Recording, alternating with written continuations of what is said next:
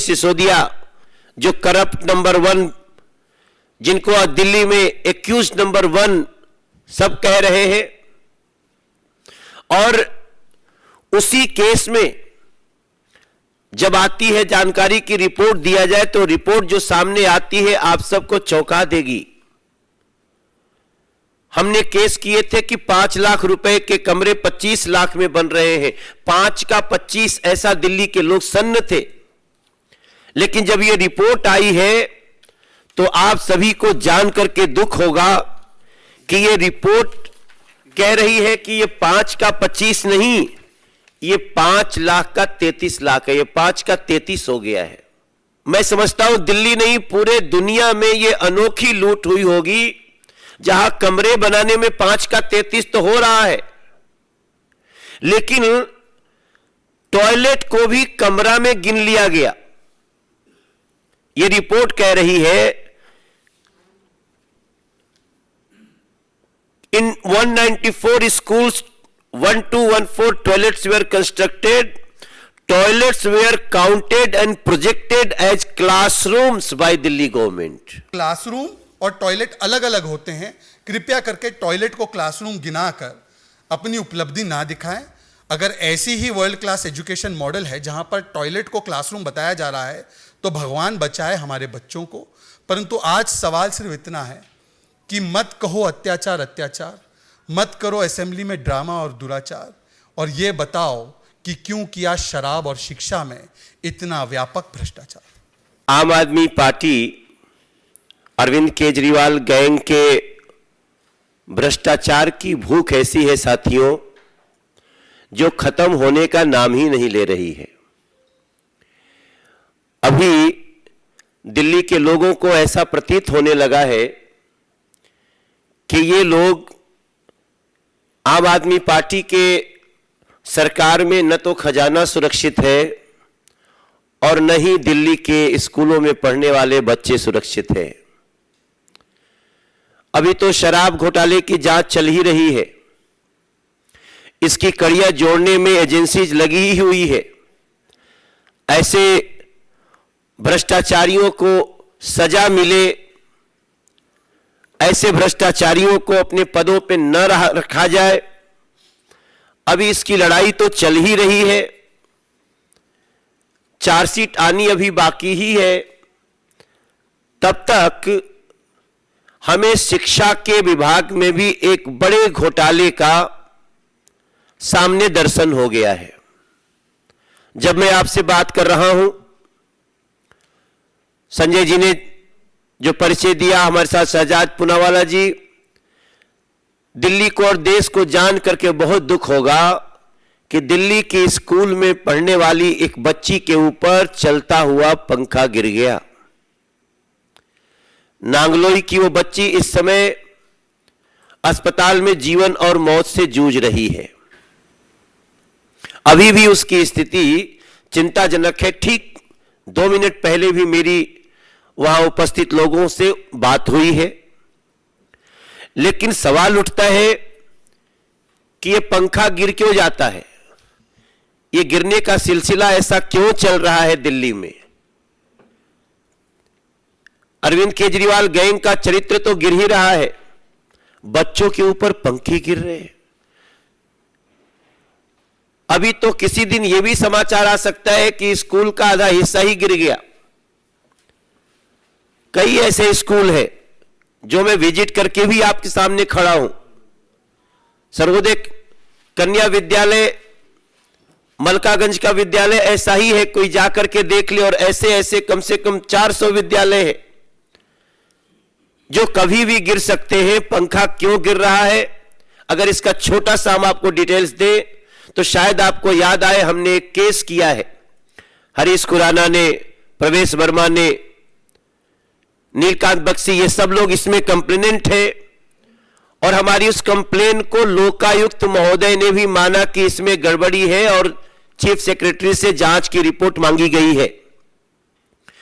लेकिन आपको याद होगा, हम लोगों को ये आवाज उठाने के कारण हमारे ऊपर मानहानि का मुकदमा दायर कर दिया।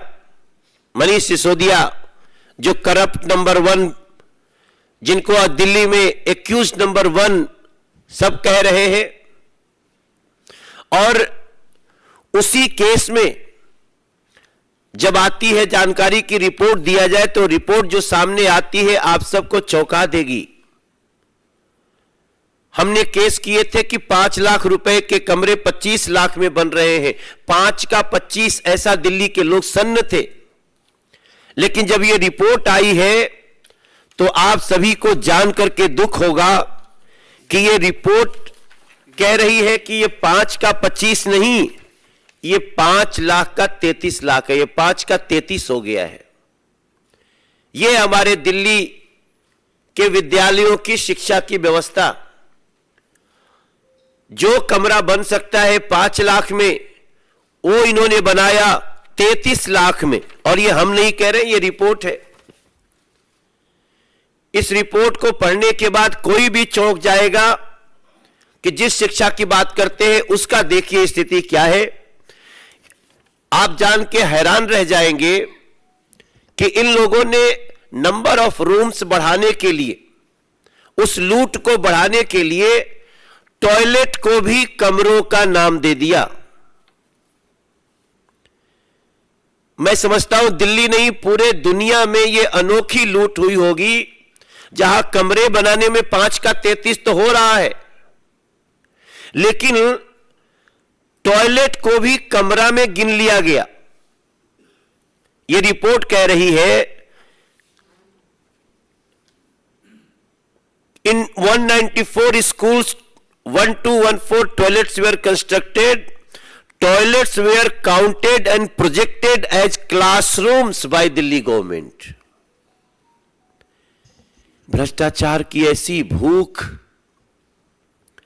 मैं समझता हूं यही कारण है जहां आज एक बच्ची जीवन मौत से जूझ रही है, चलता हुआ पंखा गिर जा रहा है। अगर इस देश में दिल्ली में कोई भी सुनेगा दिल्ली के स्कूल में बच्चे पढ़ रहे होते हैं तो पंखा गिर जाता है,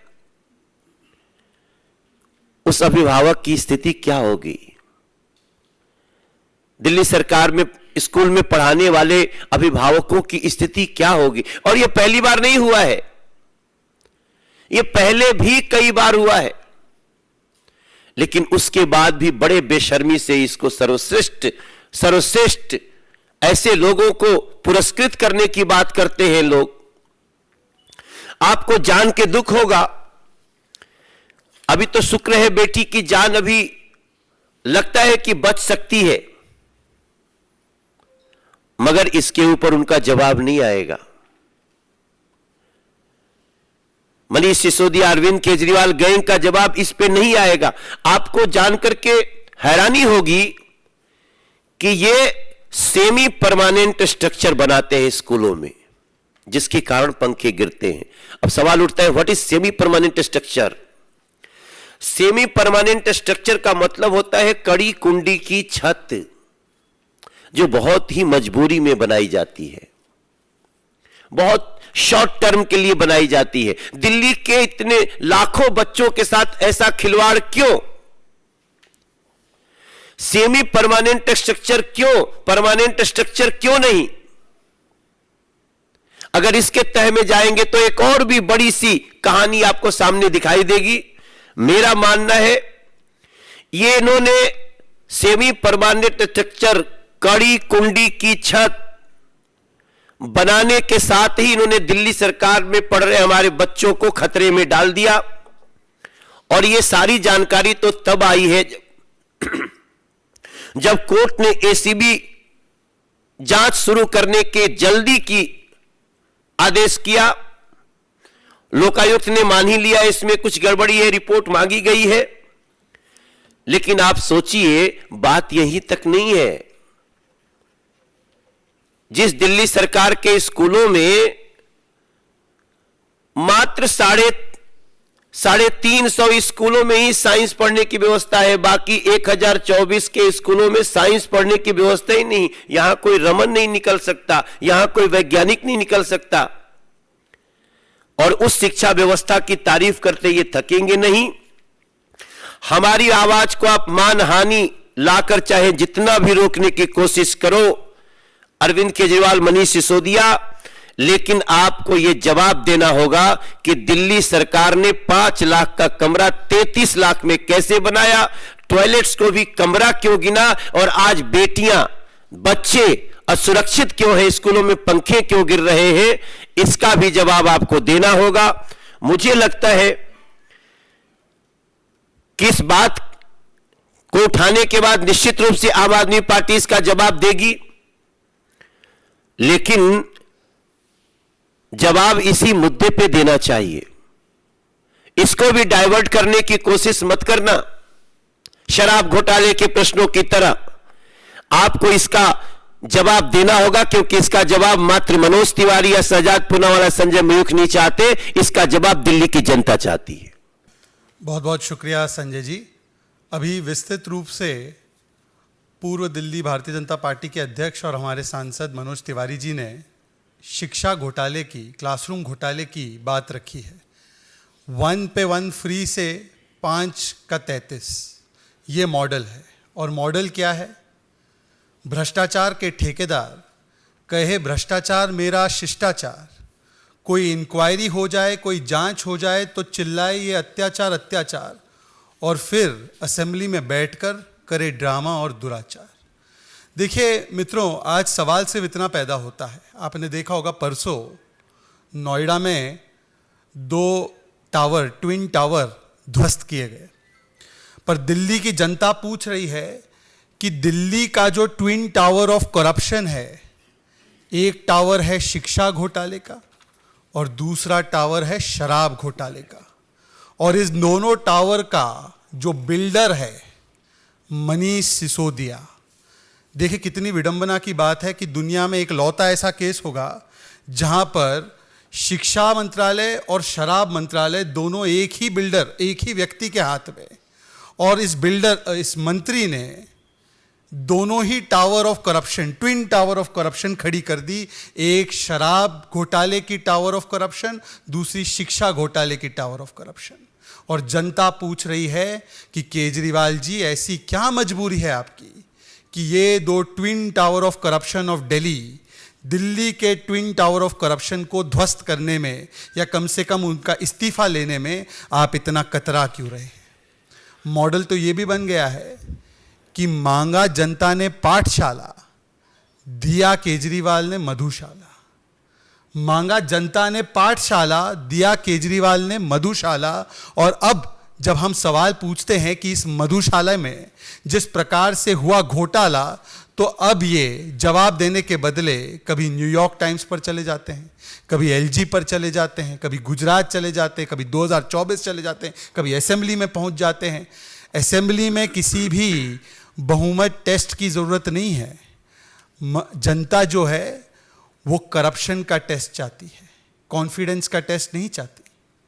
जनता करप्शन का टेस्ट करवाना चाहती है, आप कॉन्फिडेंस का टेस्ट करवा रहे हैं।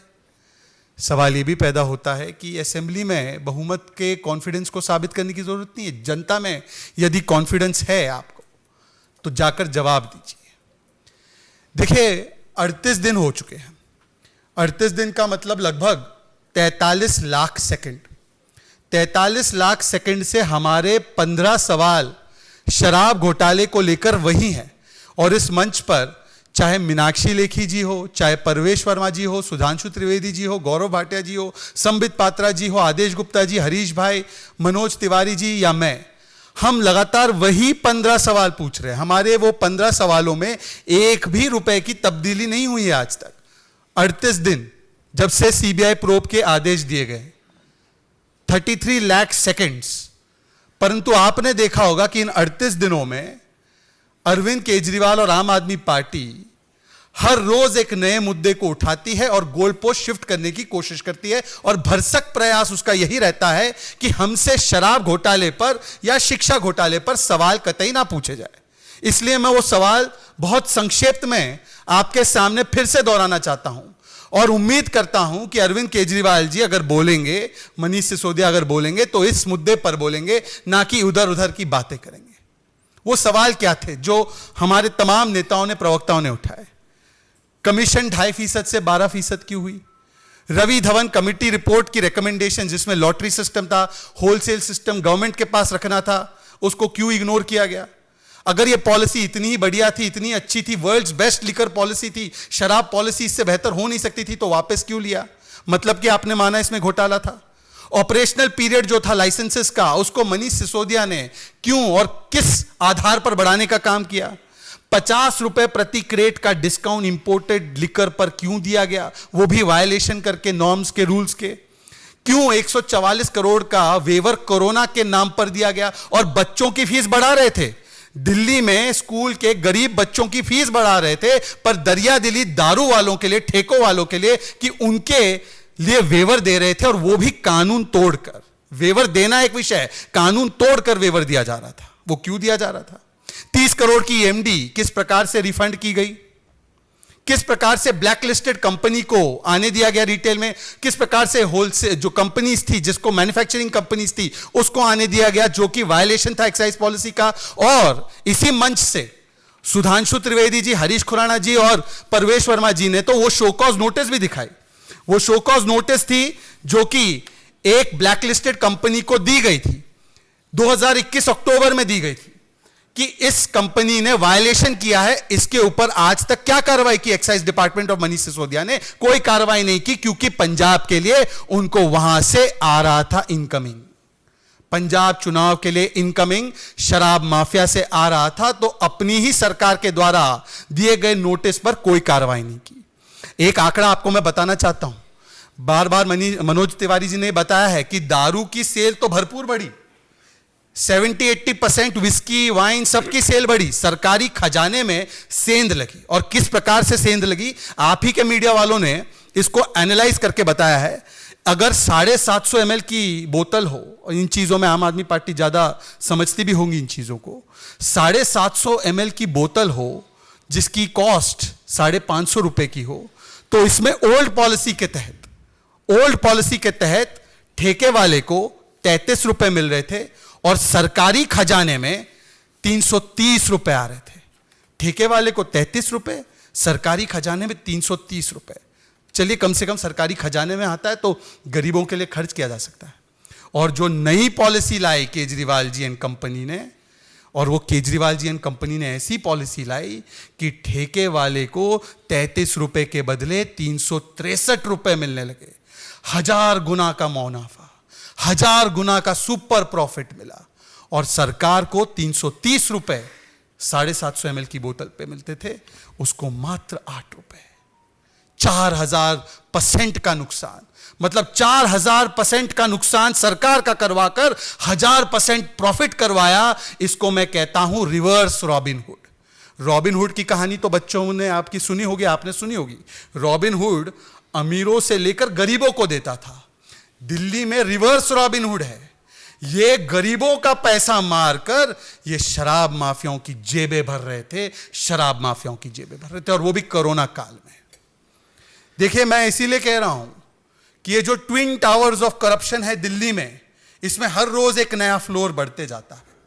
भारत रत्न मिले ना मिले, भ्रष्टाचार का रत्न मिलना तय है। जिस प्रकार से एक के बाद एक नया तल भ्रष्टाचार का बनाया जाता है इनके द्वारा। अभी अभी इन्होंने वर्णन किया है कि शिक्षा घोटाला कैसा हुआ। मैं बस इसमें एक ही चीज जोड़ना चाहता हूं। ये उस बेटी की तस्वीर है। ये बेटी है जिसके ऊपर वो पंखा गिरा है, जिसके बारे में अभी आदरणीय मनोज जी जिक्र कर रहे थे। अभी तो उन स्कूल में जाना खतरे से कम नहीं है। खतरों के खिलाड़ी है तो दिल्ली की सरकारी स्कूल के कमरे में घुसिएगा, क्योंकि यह सेमी परमानेंट स्ट्रक्चर पूरे के पूरे करप्शन के सीमेंट से बनाया गया है। इसीलिए कॉस्ट ऑफ कंस्ट्रक्शन 5 लाख से बढ़कर 33 लाख। और देखिए कितना भद्दा मजाक किया जाता है। टॉयलेट को क्लासरूम बताते हैं। हम इनसे पूछते थे डिबेट में, बार बार डिबेट में हम पूछते थे, हरीश भाई, मैं, कि 500 नए स्कूल का था वादा, 850 ठेके तो आपने खुलवाने का प्लान बनवा दिया। जरा ये बताइए कि स्कूल कहां है नए?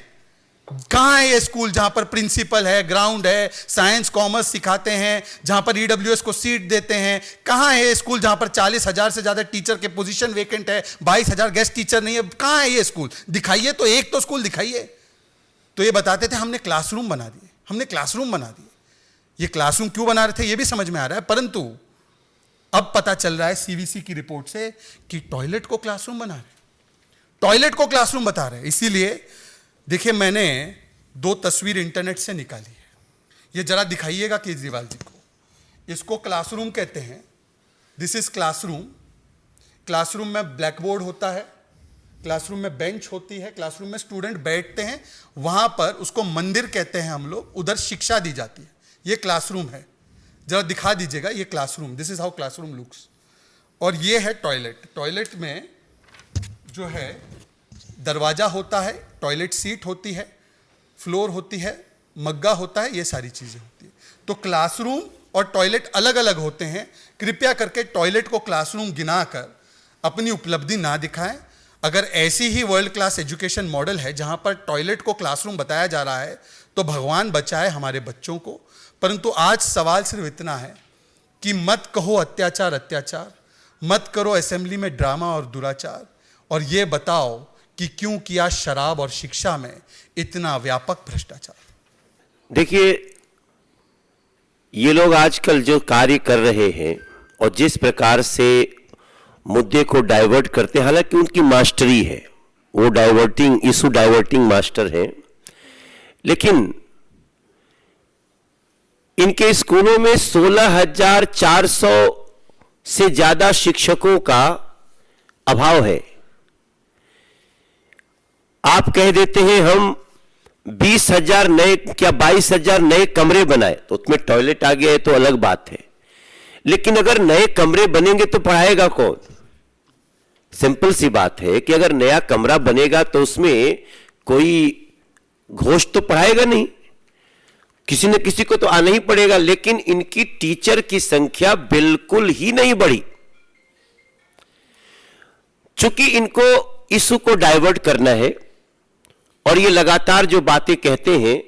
मैं इनकी मास्टरी को देखते हुए इतना ही कहना चाहता हूं कि कायदे से तो इनको चुल्लू भर पानी में समाधि लेनी चाहिए, लेकिन ये सहारा लेते हैं गांधी जी की समाधि की, अब वो चलने वाला नहीं है सर।